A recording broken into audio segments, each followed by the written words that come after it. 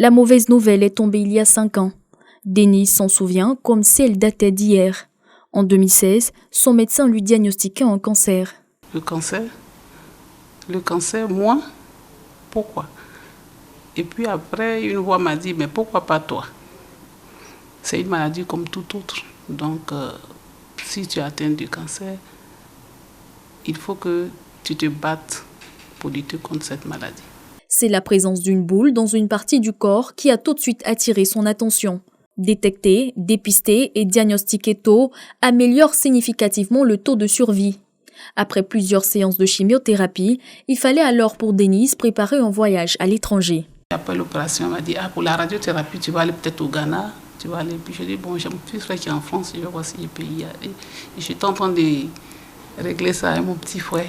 Un matin, j'ai un coup de fil. Et c'est le professeur Didi Coco. Elle se présente. Elle dit, non, je vous appelle pour venir faire votre scanner pour la radiothérapie. J'ai dit, on fait la radiothérapie ici. Elle dit, au CNRAO. Le CNRAO, le Centre national de radiothérapie Alassane Ouattara, venait d'ouvrir ses portes avec un plateau technique avancé. L'espoir est né alors chez des milliers de personnes. Déjà, sur quoi je m'appuie pour être positive, c'est d'abord sur les médecins. Ceux qui nous permettent d'avoir le traitement ici. C'est la première des choses. Parce que quand vous avez un bon médecin, vous êtes aux anges.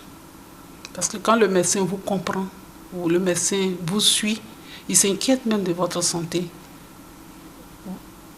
Que demander de plus? Denise est en rémission depuis 2 ans. Durant son traitement, elle a pu compter sur le soutien de Myriel, qui intervient dans les soins d'accompagnement au CNRAO. Guérie d'un cancer diagnostiqué il y a 14 ans, son vécu sert d'exemple à certains patients désespérés. Au centre, nous avons des activités, c'est-à-dire les groupes de parole où on échange entre les patients et tout ça. Donc on leur permet de venir participer à ces rencontres-là pour pouvoir mieux appréhender la chose. Mon expérience, par moment, j'explique pour pouvoir permettre à ceux qui n'ont vraiment pas d'espoir pour pouvoir surmonter la maladie. Comme elle, des figures connues mènent publiquement une lutte acharnée contre le cancer. Victorieuse du cancer, Agnès Crédit, journaliste, écrivaine, se servira de sa plume pour témoigner que le cancer n'est pas une fatalité et se guérit. 4256 patients ont été reçus au CNRAO, le premier service de radiothérapie du pays qui a pu éviter 1165 évacuations à l'étranger en raison des consultations et du traitement par radiothérapie qui augmentent les possibilités de guérison.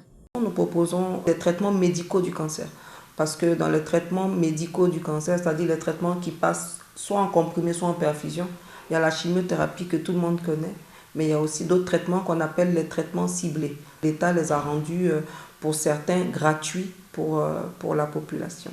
Voilà. Et autre type de traitement que nous proposons, ce sont les traitements par radiothérapie.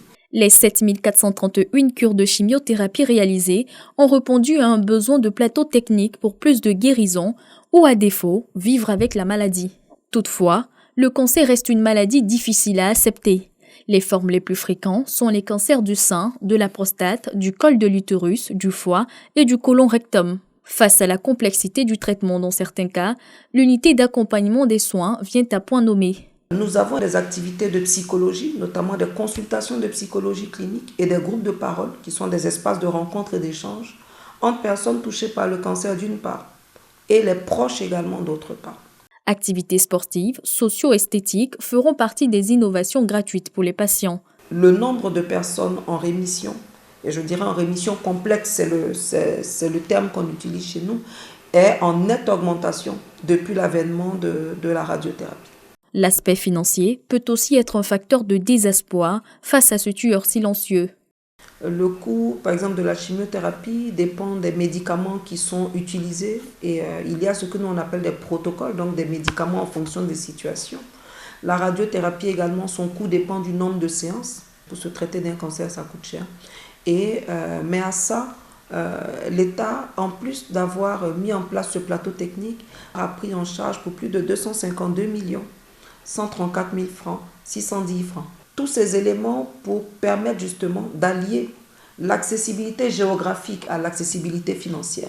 Selon l'Organisation mondiale de la santé, d'ici 2030, l'Afrique devrait enregistrer environ 1,6 million de nouveaux cas de cancer et 1,2 million de décès.